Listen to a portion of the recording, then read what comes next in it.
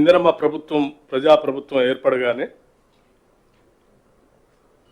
దీనిపైన తగు నిర్ణయం తీసుకొని 4/2/2024 నాడు council of ministers cabinet resolution pass చేసి అసెంబ్లీలో 16/2/2024 నాడు ఒక రెజల్యూషన్ పాస్ చేసి దానికి సంబంధించి ఈ క్యాస్ట్ సెన్సస్ చేయటం కోసం గవర్నమెంట్ పరంగా ఒక జియోని డిపార్ట్మెంట్ ఆఫ్ డైరెక్టింగ్ ప్లానింగ్ డిపార్ట్మెంట్ని ఈ సర్వే చేయమని ఒక జియో ఇష్యూ చేయటం, ఆనాటి నుంచి ఆ తర్వాత మళ్ళీ 19/10/2024 నాడు ఒక జియో క్యాబినెట్ సబ్ కమిటీని కూడా ఇష్యూ చేయటం. అప్పటి నుంచి ఈ రాష్ట్రంలో ఈ క్యాస్ట్ సర్వే చేయటం కోసం సుదీర్ఘంగా కసరత్తు చేయటం. ఈ కసరత్తులో భాగంగా ఎక్కడా కూడా చిన్న పొరపాటు కూడా దొరలకుండా ఉండటం కోసం దాదాపు 4 జిల్లాల్లో 4 పైలట్ ప్రాజెక్టులుగా సర్వే చేయటం, ఆ తర్వాత రాష్ట్ర వ్యాప్తంగా ఉన్నటువంటి ఈ సర్వేకి సంబంధించి కొన్ని బ్లాకులుగా ఏర్పాటు చేసుకోవటం, దాదాపు 94,261 బ్లాకులు ఏర్పాటు చేసి 94,863 మంది ఎన్యూమరేటర్స్ని ఏర్పాటు చేసి 9,628 మంది సూపర్వైజర్స్ని ఏర్పాటు చేసి ప్రతి జిల్లాలో అడిషనల్ కలెక్టర్కి నోడల్ ఆఫీసర్గా పెట్టి ఆ పైన జిల్లా కలెక్టర్లు నిత్యం పర్యవేక్షణ చేసేటట్టుగా, స్టేట్ నుంచి ప్లానింగ్ శాఖకు సంబంధించినటువంటి ప్రిన్సిపల్ సెక్రటరీ, ఆ పైన చీఫ్ సెక్రటరీ గారు, హైదరాబాద్ కలెక్టర్గా ఉన్నటువంటి వారు అందరూ కలిసి నిత్యం వీళ్ళందరికీ ఆ సర్వే చేయటం కోసం కావలసినటువంటి ట్రైనింగ్ ఇచ్చేటువంటి ట్రైనర్స్కి మళ్ళీ ట్రైనింగ్ ఇచ్చి వాళ్ళు తిరిగి ట్రైనింగ్ ఇచ్చేటట్టుగా ఇవన్నీ చాలా పకడ్బందీగా కొన్ని 1,00,000 మంది పైబడి దీంట్లో ఇన్వాల్వ్ అయ్యి పనిచేసేటట్టుగా ఈ కార్యక్రమాన్ని రాష్ట్రంలో క్యాస్ట్ సర్వేని జరిపించడం జరిగింది. సో ఈ క్యాస్ట్ సర్వే జరిగే ప్రతి సందర్భంలో కూడా మొదలుపెట్టినప్పుడు మీ అందరితో ప్రతి సందర్భంలో కూడా మీడియా మిత్రులంతా సహకరించాలని, ఇది ఒక చారిత్రాత్మకమైన నిర్ణయం, దీనికి విస్తృతంగా ప్రచారం కల్పించమని మీ అందరిని కూడా కోరటం జరిగింది. సరే, రాష్ట్ర ప్రభుత్వం యొక్క ప్రయత్నాల వల్ల మీ అందరి సహకారం వల్ల ఈ రాష్ట్ర ప్రభుత్వం నియమించినటువంటి ఎన్యూమరేటర్స్ కానీ, సూపర్వైజర్స్ కానీ, కోఆర్డినేటర్స్ కానీ, డిస్ట్రిక్ట్ కలెక్టర్స్ కానీ, నోడల్ ఆఫీసర్స్ కానీ, రాష్ట్ర అధికార యంత్రాంగం కానీ చాలా మెటిక్యులస్గా ప్లాన్ చేసి సిస్టమేటిక్గా ఈ సర్వేని పూర్తి చేసినందుకు ఈ అధికార యంత్రాంగం ఈ కార్యక్రమంలో ప్రక్రియలో పాల్గొన్న చిట్ట చివరి ఎన్యూమరేటర్ దగ్గర నుంచి మొదలు పెడితే ప్లానింగ్ శాఖకు సంబంధించినటువంటి వాళ్ళకి, కలెక్టర్స్కి, ఎంఆర్ఓస్కి, ఎంపీడీఓస్కి, చీఫ్ సెక్రటరీకి, వీళ్ళందరికి కూడా ముందుగా ఈ కార్యక్రమం కోసం ఎదురు చూస్తున్నటువంటి ప్రజలందరి తరఫున, అట్లాగే రాష్ట్ర ప్రభుత్వం తరఫున అభినందనలు తెలియజేస్తా ఉన్నాను వాళ్ళందరికీ.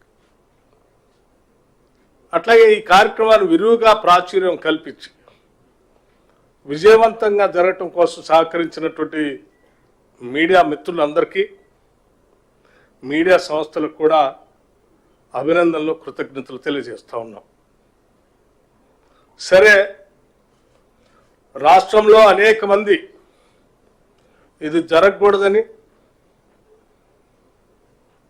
కొద్దిమంది కుట్రదారులుగా ఉన్నటువంటి వాళ్ళు అనేక రకాల ప్రయత్నాలు చేసి వీటిపైన తప్పుడు ప్రచారం చేసి ప్రజల్ని పాల్గొనొద్దని పిలిపిస్తే కూడా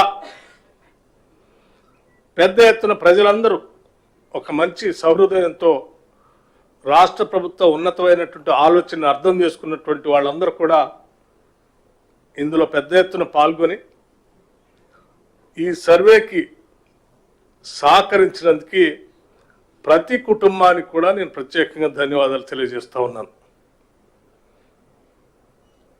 మీ సహాయ సహకారాలు ఈ ప్రక్రియలో మీరు అందించినటువంటి సహకారం అంతా కూడా కొన్ని దశాబ్దాలుగా ఎదురు చూస్తున్నటువంటి ఈ కాస్ట్ సర్వేని మేము సంపూర్ణంగా పూర్తి చేయగలిగాం.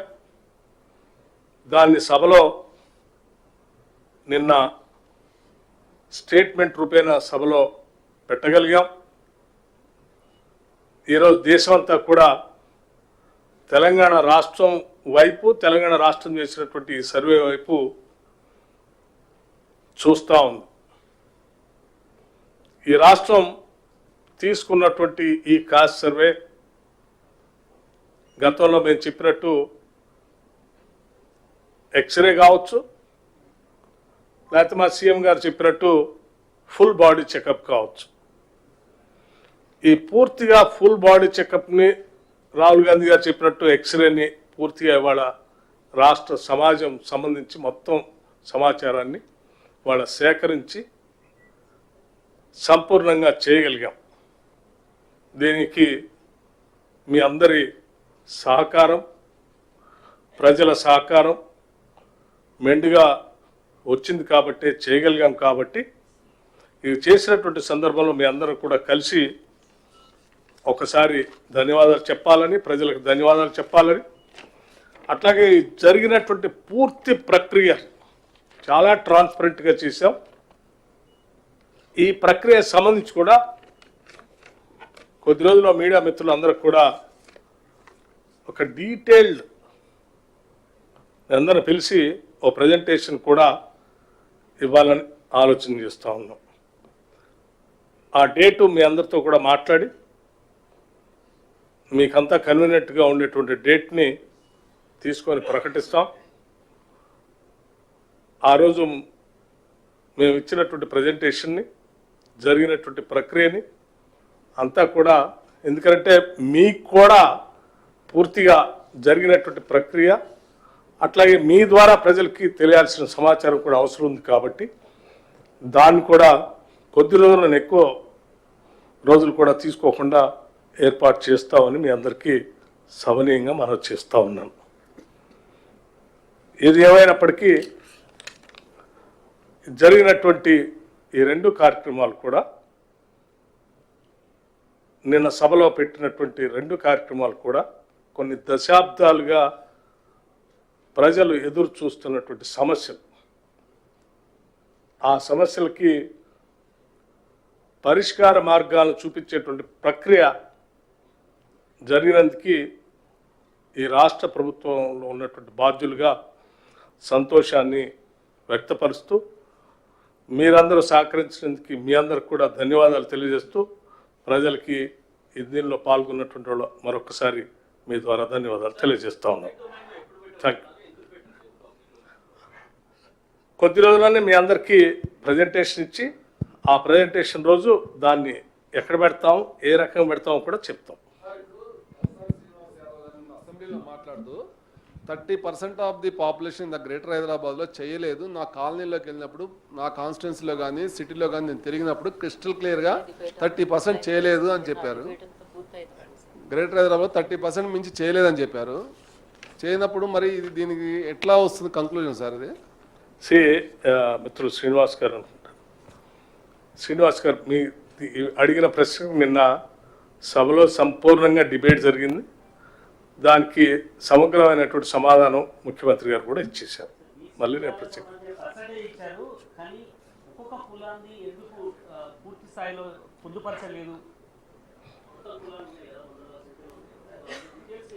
So it is a detailed exercise, it is a continuous process. నిన్నటి వరకు అయింది మీకు ఇచ్చాము. మొత్తం డాక్యుమెంట్ని ప్రజల ముందు వ్యక్తిగతమైనటువంటి సమాచారం తప్ప మిగతా అన్ని పెడతామని నిన్న ముఖ్యమంత్రి గారు చాలా స్పష్టంగా చెప్పారు. ఐ హోప్ యూ సార్ అందరికీ వాళ్ళు ఇవ్వాలన్నారు. కాదమ్మా, మీకు వాళ్ళు ఎందుకు జరగలేదు కూడా చెప్పాం. కొద్దిమంది ఏమో ఇవ్వటానికి ఇష్టపడలేదు, వాళ్ళ పేర్లు కూడా చెప్పాం. ఎవరెవరు ముఖ్యమైనటువంటి వాళ్ళు, వాళ్ళతో సంబంధించినటువంటి వాళ్ళు, కొద్దిమందికి ఇష్టం లేక కూడా కావచ్చు. ఎవరైనా వచ్చి తిరిగి వచ్చి మా లెక్క ఇట్లా ఉంది, మా ఇంటి సంఖ్య ఇది, మా ఊరు ఇది అని ఇస్తే తీసుకుంటారు. సార్ కులగాన సర్వే చేసింది మనము ఎవరెంత వారికి అంత అనే నినాదంతో మనం కులగాన సర్వే చేశాం సార్. డెఫినెట్గా నేను ఒక విషయం చెప్పదలుచుకున్నాను. ఈ ప్రభుత్వం సోషల్ జస్టిస్కి కట్టుబడి ఉంది. ఇది ముఖ్యమంత్రి గారు చెప్పారు, మా పార్టీ నినాదం కూడా. తప్పనిసరిగా ఈ సమాచారం ప్రతి సందర్భంలో రేపు జరిగేటువంటి అనేక విధానపరమైన నిర్ణయాలకి, సామాజిక న్యాయానికి పనికొస్తుంది, వాడతాం కూడా.